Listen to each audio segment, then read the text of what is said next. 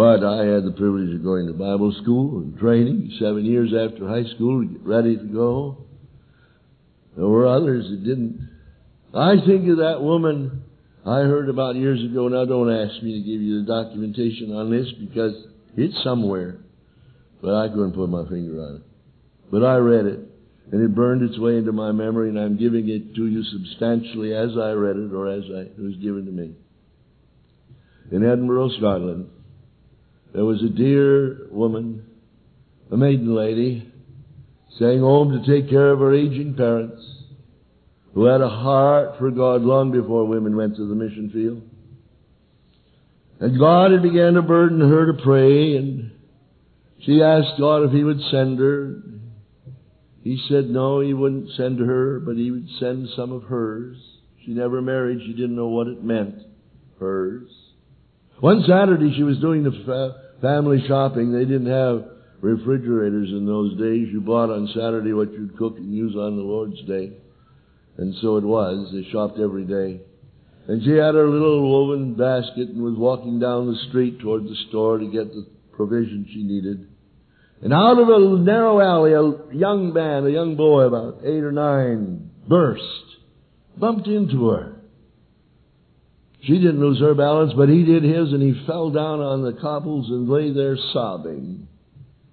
And she reached down and set him up and took her handkerchief and wiped his runny nose and weepy eyes and cleaned his face, got him quiet, and she asked his name. My name is Bobby, ma'am. Well, why are you running, Bobby? Said, well, my father's drunk again, and he's been beating me, and I broke away from him, and I'm running because I don't want to be beat anymore by him. Every time my father gets a drink, he beats me. And my mother, too. And she talked a little while, and they walked down the street, and she said, Bobby, as she passed the church, have you ever been in the church? I said, oh, no, Mom, I couldn't go there. These are all the clothes I've got, these rags I'm wearing. They wouldn't let anybody like me in there. I hold the horses sometimes for the folks that do go in, and I've heard the music when the windows were open in the summer, but I never could go in. Would you like to? Oh, Mom, I'd like to so much.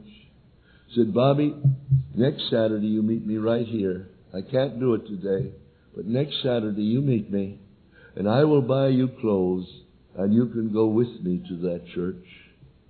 So the next Saturday he was there, and she bought him everything from shoes, stockings, underwear, little shirt, pants, everything he needed to go neatly into the church.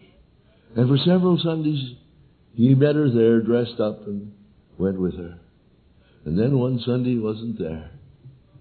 And she looked for him. She looked for him for a week and didn't see him. And then she saw him and said, Bobby, what happened? Oh, I'm so ashamed, Mom. My father saw my package. I've been hiding it under the bed behind a pillow.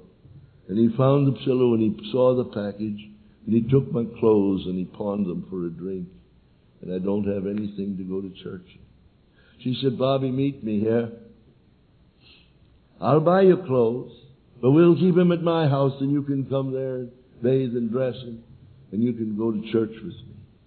Well, after a few months, he said, you know, I've listened to the Word, and I've asked Jesus to become my Lord and come into my heart.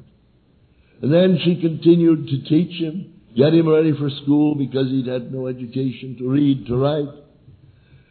Prepared him for entrance, and he was accepted. And she paid his way. And he went to seminary.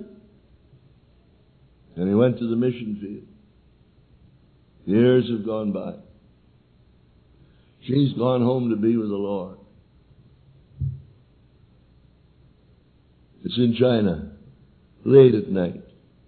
A couple of candles and saucers, a bare pine table, and a man, face prematurely lined, seamed, is kneeling on the floor with a packet of paper under his hands.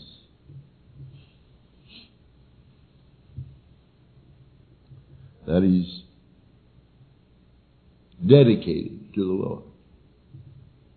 It's the New Testament in the Chinese language, translated by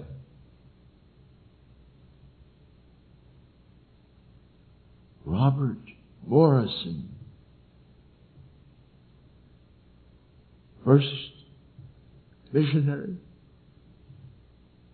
to China, who was the wee Bobby of Edinburgh,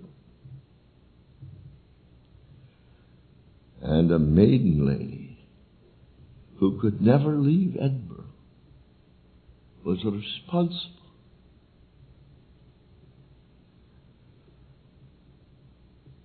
for getting the Word of God into China.